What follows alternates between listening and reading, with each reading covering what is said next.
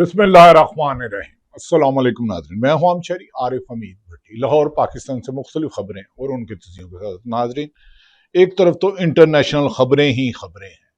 America दुनिया का मुंतबाह करने के लिए ईरान पर दोबारा हमले की तैयारी कर रहा है। दूसरी तरफ पाकिस्तान में गरीब की झोंपड़ी जला दो, गरीब के घर पे कब्जा कर लो, झूठे मुकदमात कर दो। एक पाकिस्तान की सबसे मकबूल लीडर इमरान खान को जेल में बंद कर दो, उसके भाई बहनों से मुलाकात ना करने दो, उसकी बीवी और उसकी आंख की बनाई छीन लो, उसका इलाज ना करवाओ। दूसरी तरफ एक एवेन्यू 1 इस्लामाबाद की बिल्डिंग पे एक जुमेरात की रात एक वजीर साहब हुक्म करते हैं कि अरबों खरबों रुपए की बिल्डिंग को फौरी तौर पर खाली कर दो। अगले दिन वजीर आजम पाकिस्तान शहबाज शरीफ कहते हैं नहीं, इसे खाली नहीं करना, एक हफ्ते के लिए आला सतही कमेटी बना देते हैं। पाकिस्तान में गरीब का खून ताकतवर के पसीने और हाथ से भी सस्ता हो चुका है, उसकी जिंदगी और मौत के दरमियान फासला नहीं रहा। पाकिस्तान में नाइंसाफी, जुल्म, ज्यादती इस कदर बढ़ चुकी है कि हजारे राय से पाबंदी से लेकर अदलिया के जज साहबान तक महफूज नहीं। जो आइन और कानून का साथ देते हैं वो जज या तो इस्तीफे देके घर जाते हैं या उनको उनकी फैमिलियों को हरासा किया जाता है। वो हाई कोर्ट के जज सुप्रीम कोर्ट जाते हैं, वहां इंसाफ नहीं मिलता। किसी को डिग्री के नाम पर घर भेज देते हैं और किसी की इस्लामाबाद हाई कोर्ट से एक जूनियर मोस्ट जज 15 नंबर वाले को चीफ जस्टिस बनाकर बाद में 3 जज बाबर स्टार क्रेडिबल जिसे केपीके में भेज दिया जाता है, रिफत समन जिसे सिंध भेज दिया जाता है, मोहसिन अख्तर कियानी उन्हें लाहौर भेज दिया जाता है। नाइंसाफी का ये बाजार कब तक गर्म होगा। एक लीडर जुल्फकार अली भट्टो को फांसी दे दी गई, कई मोहम्मद हां जुनेजो को खा लिया गया, 3 दफा मार्शल लगाया। इस्लामाबाद में गरीब की झोंपड़ियां तो उजाड़ देते हैं, बरी इमाम के गरीबों को तो बुलडोजर फेल देते हैं, लेकिन 1 एवेन्यू पर पत्ता भी नहीं हिलने देते। तुम कत्ल करो कि करामत करो। 4 से 5 दहाइयों में मुसल्लत 2 सियासी जमातों ने मुल्क को अपने एक अमाजगाह बना लिया है, अपने पेट की भूख के लिए। गरीबों का टिक्का बूटी करके खाना इनका मामूल है। नाज़रीन, पहले तो आ जाते हैं कि दुनिया एक तरफ जंग की तरफ जा रही है। डोनाल्ड ट्रंप ने अपने 50 के करीब लोगों को इस्तीफे ले लिए, उनसे जबरदस्ती नौकरियों से निकलवा दिया गया और ईरान पर जंग के लिए, इसराइल को खुश करने के लिए हजारों शहादतें कर दी, मशरक़ वस्ता का सुकून छीन लिया, नेटो और यूरोप का यून छीन लिया, पूरी दुनिया का सुन लिया। लेकिन शिकस्त और खुर्दा सदर ट्रंप अपनी फिर मशरक़ वस्ता में अपने जदीद तरीन लड़ाका त्यारे, बैरी बेड़े, मिसाइल, ड्रोन, जंगी त्यारे F-35, B-21 भेज रहा है। दूसरी तरफ ईरान ने पाकिस्तान के हवाले नई तजावीज कर दी हैं कि वो दुनिया में अमन चाहते हैं, जिसमें पाकिस्तान का कलीदी किरदार है। उसमें वजीर आज़म पाकिस्तान और फील्ड मार्शल का जिक्र ना करेंगे तो नाइंसाफी होगी। लेकिन पाकिस्तान में जो जुल्म होता है उसमें हुकूमत बरी उल जिम्मा नहीं हो सकती। एक तरफ डोनाल्ड ट्रंप के बुलंद व बाले दावे के बहरा हुर्मुज़ पर वो हमला करेंगे, सेनेट में उनके पीट हेक्सन को सख्त शर्मिंदगी उठाना पड़ी कि उन्होंने कहा कि आप मुल्क दुनिया को तबाही के दहाने ले जा रहे हैं, और अगले दिन ही वो कहते हैं मैं बहुत बड़ा हमला करने लगा हूं। नाज़रीन, ईरान के सरकारी मीडिया खबरसा अदारे अरीना के मुताबिक ईरान ने अमेरिका के साथ मुज़ाकरात से मुतल्लिक ताज़ा तरीन तजावीज़ पाकिस्तान को भेज दी हैं। जुमेरात को, आज हफ्ते को उन्हें मिल चुकी होंगी। तेहरान के सरकारी मीडिया के मुताबिक ईरान ने सालिसी करवाने वाले पाकिस्तानियों को यह तजवीज़ जुमेरात के रोज दी थी। इससे पहले ईरान के सदर मसूद और बाकर बालिकाफ, अब्बास अरगची और उनकी सलामती कौंसिल के चेयरमैन चीन, रशिया, अमेरिका, बरतानिया, जर्मनी और दीगर ममालिक से भी राब्ते कर चुका है। तेहरान के सरकारी मीडिया के मुताबिक ईरान ने सालिसी करने के वाले पाकिस्तान को जुमेरात को दी है। याद रहे कि पाकिस्तान के सालिसी में अमेरिका और ईरान के दरमियान जंगबंदी के बाद इस्लामाबाद और तेहरान और वाशिंगटन के वफूद के दरमियान मुज़ाकरात के एक दौर की मेजबानी की थी। ताहम बहुत सी कोशिशों के बाद मुज़ाकरात का दूसरा राउंड अभी तक नहीं हो सका, क्योंकि अमेरिका चाहता था कि ईरान अपनी शिकस्त माने। लेकिन ईरान जिसको फातिहा हो चुका था, जो अमेरिका के जदीद तरीन त्यारे, हजारों टन बमबारी के बावजूद भी ना उसकी आस्तान इनकलाब खत्म हुई, ना उनकी मजहबी क्यादत खत्म हुई, ना सियासी क्यादत हुई, ना बहरी ताकत खत्म हुई। बहरा हुरमुज से वो बिल्ली भी नहीं निकाल सका। और दुनिया का अमन तो अपना तेल बेचने के लिए डोनाल्ड ट्रंप इस वक्त अमेरिका, इसराइल समेत पूरी दुनिया के लिए खतरा बन चुका है। ईरान के हालिया बयान से कबल ईरानी वजीर खारजा के तर्जमान इस्माइल बकाई ने कहा था कि ईरान और अमेरिका के दरमियान बातचीत में पाकिस्तान बाकायदा सालस किरदार अदा करा। इनका कहना था कि मामले में बहुत से ममालिक मदद कर रहे हैं। लेकिन नाज़रीन, इस पे असल बात यह है कि चीन कलीदी किरदार अदा कर रहा है। रशिया ने तो कहा इस पे सालिसी के लिए मैं किरदार कर रहा हूँ। यूरेनियम अमेरिका के ले जाना ख्वाब भी नहीं हो सकता। और अमेरिका ने, ईरान ने कह दिया कि यूरेनियम जैसे हमें मुकद्दस मकाम आता है वैसे ही यूरेनियम है, हम पर सेंक्शन खत्म की जाए और बहरा हुरमुज अब अमेरिका के बगैर अमन का रास्ता होगा और तमाम ममालिक समुद्री आलमी कवानीन के मुताबिक चलाया जाएगा। नाज़रीन, दूसरी तरफ मशरिक़ वस्ता बहरान में रूस पुरअमन हल के लिए हसूल के लिए भी सहूलत फराहम करने के लिए बिल्कुल पुरअज़म नजर आता है। जिनीवा में रूस के मुस्तकिल नुमाइंदों का कहना है कि 29 अप्रैल अमेरिका के सदर ट्रंप के साथ फोन कॉल में सदर पुतिन ने तस्दीक की है मशरिक़ वस्ता में बहरान पर पुरअमन हल के हसूल के लिए सफारती कोशिशों में सहूलत फराहम करने के लिए पुरअज़म है। उन्होंने कहा, एक्स पर अपने एक पैगाम में लिखा है कि सदर ने पुतिन ने कहा है कि ईरान जोरी प्रोग्राम पर इख्तलाफात को दूर करने के लिए मदद के लिए कई तजावीज भी पेश की हैं।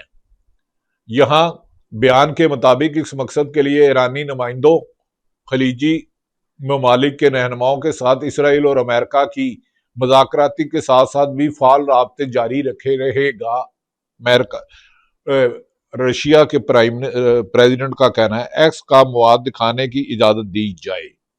नाज़रीन, लगता है कि रशिया के होते हुए अब और चीन के होते हुए अमेरिका अब अपनी मनमानी नहीं कर सकेगा, क्योंकि कई दिन से बढ़के लगा रहा है कि मैं दोबारा पुरजोर हमला करूंगा, बैरी बड़े ले गया। लेकिन ईरान की तैयारी देखकर अमेरिका का हौसला नहीं पड़ा। लेकिन दुनिया के तमाम ममालिक, नेटो, यूरोप के, बरतानिया समेत 40 ममालिक इसके लिए कोशिशें कर रहे हैं।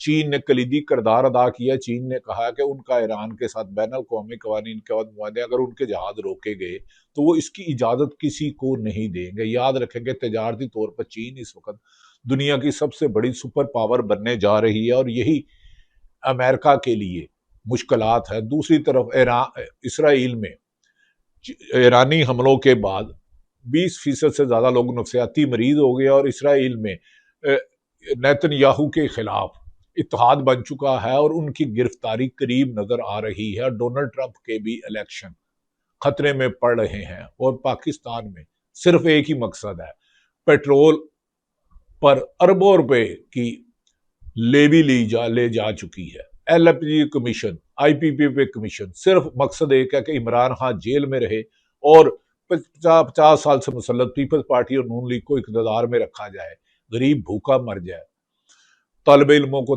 तालीम ना मिले, बीमारों को सेहत की न मिले, मुसीबत ज़दों पर झूठे मुकदमा तो अदालतों में गिरफ्तार किया जाए। साबिक बानी पीटी इमरान खान को, जिसने 3 कैंसर अस्पताल बनाए और उसे जेल डयाला जेल में उसकी बनाई चली जाए, उसकी बीवी बुशरा बीवी की बनाई चली जाए, उसकी यास्मीन राशिद साहबा को सूबाई वजीर लाहौर कोट लखपत में कैंसर सर्वाइवल को इलाज ना किया जाए, साबिक गवर्नर सरफराज चीमा को इलाज की सहूलत नहीं, जहाज चौधरी को ना दी जाए, महमूद को लिया जाए। लेकिन मौजूदा हुक्मरान जब पीपल्स पार्टी और नून लीग इख्तिदार में नहीं होते तो हर तीसरे दिन बीमार और लंदन आ जाए। और शुक्र है कि 4 साल से पीपल्स पार्टी और नून लीग की लीडरशिप जरदारी खानदान कोई बीमार नहीं हुआ। अल्लाह उनको सेहत दे, बीमारी का तो किसी का नहीं कहना चाहिए। नाज़रीन, दूसरी तरफ अबनाए हुरमुज के बाद दुनिया भर में तेल की कीमतें आसमान पर चले गई हैं, गैस का बहरान आ गया है, महंगाई 11% से भी बढ़ गई है। मुत्तहदा अरब इमारात के सदारती मशीर अनवर मोहम्मद करकाश ने कहा है कि अबनाए हुरमुज पर किसी भी यकतरफा ईरानी इंतजामात पर भरोसा नहीं किया जा सकता। उन्होंने वाशिकाफ का नहीं किया जाता। एक्स पर अपने पैगाम में उन्होंने लिखा है कि अबनाए हुरमुज पर जारी बहस में इज्तिमाई बैन अल-अक़वामी मर्जी और बैन अल-अक़वामी कानून के दफात इस अहम रास्ते के जरिए जहाज रानी की बुनियादी जामन के तौर पर उभरती हैं, जो जंग के बाद के मरहले में हित्ते और आलमी माशियत के इस्तेकाम के लिए हैं। मोहम्मद करकाश ने यह भी कहा है कि ईरान की जानिब से अपनी पड़ोसियों के खिलाफ जारियत के बाद किसी भी यकतरफा ईरानी इंतजामात पर भरोसा नहीं किया जा सकता, जबकि ईरान के बाकर बालिका ने कहा है कि हमने सिर्फ उन पड़ोसी ममालकों पर हमला किया, चाहे यूएई, कुवैत हो, सऊदी अरब हो, जिन्होंने अमेरिका को एयर बेस दी और उनकी सरजमीन से हमारे मुल्क के बच्चों के स्कूलों पर हमला किया गया, हमारी तवानाई के प्रोजेक्ट पर किया गया, हमारे रेलवे स्टेशन पर किया गया, हमारे पुलों पर किया गया, रिहायशी आबादी पर किया गया, हमारी मजहबी क़यादत को निशाना बनाया गया। तो ये नहीं हो सकता कि हम उन्हें खुली छुट्टी दे दें। दूसरी तरफ ईरान के वजीर खारजा अब्बास अरगची, जो पाकिस्तान के दौरे पर आए और फिर यहाँ से यमन गए, फिर वापस पाकिस्तान आए और फिर रूस गए और रूस में अहम मामला तय किए और उसके बाद रूस ने अमेरिकन सदर से बात की, जर्मन और बरतानिया के वजीर आज़म, जापान और दीगर ममालिक से बात की। अब लगता है कि मामला बेहतरी की तरफ जाना शुरू हो गए हैं। देखना है कि अमेरिका के सदर डोनाल्ड ट्रंप हकीकत तस्लीम करते हैं या अपनी आवाम को गुमराह करने के लिए ईरान पर हमला करके दुनिया को तीसरी बड़ी जंग में ले जा रहे हैं, जिसका हिस्सा बनने के लिए उनके पुराने दोस्तों ने तनहा छोड़ चुके। और ट्रंप रोजाना व्हाइट हाउस में एक नया झूठ बोल के पुराने झूठ पे कालक पर सफेद नए झूठ की सफेदी करना चाहता है। ईरानी वजीर खारजा राकर ने कहा, अरब, मिस्र, तुर्की, कतर, इराक और अजरबैजान के वजीर खारजा से टेलीफोन पर राब्ता किया है। ईरान के सरकारी खबरसां अदारे इरना के मुताबिक वजीर खारजा ने इन ममालिक के वजीरे गुजराए खारजा को इलाकाई पेशरफ्त और जंग के खात्मे के हवाले से ईरान के मौकफ से आगाह कर दिया है। अब कई ममालिक को आगाह कर दिया है। अब्बास अरगची ने जुमे को ही यूरोपीय यूनियन के खारजा अमूर के और सलामती पॉलिसी के नुमाइंदों का इलाकाई सूरत हाल पर भी तबादला ख्याल किया है। नाज़रीन, लगता है इससे हालात अब बेहतरी की तरफ जाएंगे। दूसरी तरफ ईरान के सरकारी खबरसां ने बताया कि रानाना के मुताबिक ईरान ने पाकिस्तान के साथ मुतल्लिक ताज़ा तरीन सूरत हाल कर ली है। ये नाज़रीन सूरत हाल है कि लगता है कि अमेरिका हमला करने के बावजूद भी तमाम मशरक़ वुस्ता में अपने जदीद त्यारे, लड़ाका त्यारे, बहरी बेड़े, अपने मिसाइल, अपने ड्रोन, अपने C-30 ले जाने के बावजूद हमला नहीं कर पा रहा कि उसे पता है कि ईरान के पास 60% ऐसे लेटेस्ट मिसाइल और ड्रोन हैं कि अगर वो अबनाए हुर्मुज़ और यहाँ ईरान की जमीन पर फौज उतारेगा तो शायद उनका जिंदा वापस जाना मुश्किल होगा, क्योंकि ईरान ने तो जितना नुकसान करना था कर दिया। अब उसका मकसद है कि उस पर जैसे दीगर ममालिक को इंडिपेंडेंट तजारत करने की इजाज़त है, कारोबार करने की इजाज़त है, उसे भी यह दिया जाए, उससे सेंक्शनें ख़त्म की जाए और उसका 120 अरब फौरी तौर पर रिलीज़ किया जाए, ताकि दुनिया में खुसूसन मशरक़ वुस्ता, पाकिस्तान और दीगर ममालिक में अमन और इस्लामी ममालिक को जंग से रोका जाए। नाज़रीन, ये वो हालात हैं। दूसरी तरफ ईरानी मीडिया ने दावा किया कि ईरान के हमले में अमेरिका के ईरान में हमले पर $50 अरब का अमेरिका को नुकसान हुआ, जिसकी वजह से दुनिया में पेट्रोल की किल्लत और कीमतों में बेपनाह इजाफा हो गया है। दूसरी तरफ नाज़रीन, ईरान ने यह भी कहा कि इसराइल के गजा पर हमले जारी हैं। पीस बोर्ड कहाँ है? 600 शहादतें इसराइल में उसके बाद हो गई हैं। अमदादी सामान ले जाने वाले लोगों को गिरफ्तार कर लिया गया, जहाजों में कब्जे में ले लिया गया, 175 लोगों को गिरफ्तार कर लिया गया। उन्होंने कहा वजीर आज़म इसराइल कवानीन की खिलाफ वर्जियां कर रहे हैं, क्योंकि उनके खिलाफ करप्शन और लूटमार का केस है, इसलिए वो जंग के पीछे ईरान पर हमला करके अमेरिका का, ट्रंप का साथ लेकर छुपना चाहते हैं। मुमकिन नहीं होगा। रोड ऑफ पीस ने एक ऐसी इसराइल प्रेस रिलीज जारी की है कि जो दुनिया में अमदादी कैंप लेके जा रहे थे जहाज, कि शायद इसराइल भी अपने हक में ऐसी ना करे। ऐसे बोर्ड ऑफ पीस के मेंबर बनने वालों को देखना चाहिए। अमेरिका बोर्ड ऑफ पीस नहीं बना रहा, बोर्ड ऑफ वार है। Country Trump man of war है, कि जंग का आदमी है, वो दुनिया का अमन करना चाह रहा है। नाज़रीन, दूसरी तरफ पाकिस्तान में पेट्रोल की कीमत 400 रुपए, डीजल की कीमत 400 रुपए और लेवी 107 रुपए से ज्यादा गरीबों के जेबों पे डाका मार रहा है, जिसपे आम शहरियों की जिंदगी अजरन अजाब बन चुकी है। वो ना तो पेट्रोल गाड़ी में डलवा सकते हैं, ना घर में बिजली का बिल दे सकते हैं, ना बच्चों को तालीम दिलवा सकते हैं, क्योंकि पंजाब में तालीम और एजुकेशन प्राइवेट कर दी गई है। प्राइवेट अस्पताल में 60-70 हज़ार लाख रुपया फीस है और सरकारी अस्पताल और स्कूल इस काबल ही नहीं छोड़े।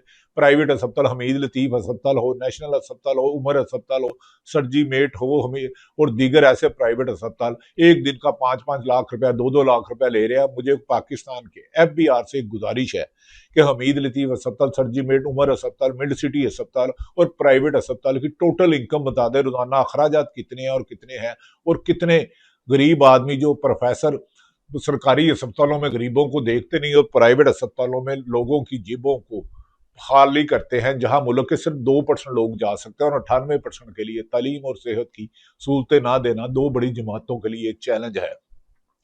नाज़रीन, एक तरफ नहायत काबिल एहतराम इकानमी के एक्सपर्ट फरूख सलीम साहब कहते हैं कि जंग शुरू होने से पहले हुई तो बांग्लादेश में तेल की कीमत 130 रुपए थी, जो आज भी 130 रुपए है। हमारे मुल्क में यानी कि पाकिस्तान में तब 257 रुपए थी जंग से पहले और अब 399 रुपए है। बांग्लादेश ने सारे का सारा बोझ बांग्लादेश पेट्रोलियम पर डाला, अवाम पर नहीं। पाकिस्तान ने, हमने सोचा कि इससे पैसा इकट्ठा करते हुए हमने कीमत के साथ लेवी की भी बढ़ा दी और सारा बोझ अवाम पर डाल दिया, जो अपने पांव पे भी नहीं। ये फरूख सलीम जो इकानमी के उस्ताद हैं और मेरे साथ कई टॉक शो में वो रहे हैं। दूसरी तरफ नाज़रीन, कमाल कर दिया, धोती का रुमाल कर दिया। एक तरफ जुमेरात की रात वन कॉन्स्टिट्यूशन एवेन्यू के पर एक वजीर ने रात के 1 बजे जाके कहा कि तमाम बिल्डिंग खाली कर दो, ये 2005 में बनी थी, इसका ग्रैंड हयात अस्पताल बनना था और 26 साल बाद अरबों रुपए की 20 अरब से भी ज्यादा, बल्कि इससे भी ज्यादा है कि उसको कहा गया जुमेरात को खाली छोड़ो। लेकिन अचानक वजीर आजम पाकिस्तान शहबाज शरीफ साहब सरगर्म हुए और उन्होंने कहा ये खाली नहीं करानी। अगर वो गलत थी तो मुझे ये बताएं, इसको 2005 में बनाना शुरू किया, CDA कहां था? CDA के अफसरान को गिरफ्तार क्यों नहीं किया? उस वक्त इजाजत किसने दी थी? और 2026 में 4-5 दफा अदालतों में केस किया, क्यों नहीं किया?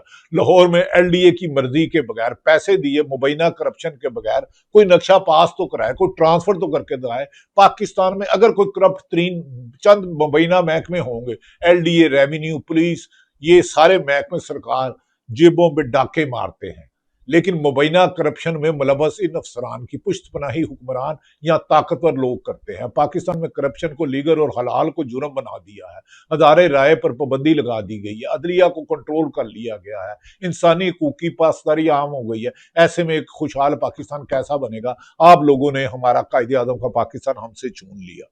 नाज़रीन, अरशाद भट्टी ने इसी वन कॉन्स्टिट्यूशन एवेन्यू पर कहा है कि और फिर अशराफिया जीत गई। अरशाद भट्टी जियो के प्रोग्राम करते हैं, उन्होंने कहा वन कॉन्स्टिट्यूशन एवेन्यू का मामला वजीर आजम शहबाज शरीफ का नोटिस रिहायशी मकीनों को निकालने से रोककर इंक्वायरी कमेटी बना दी। वाह वजीर आजम साहब वाह।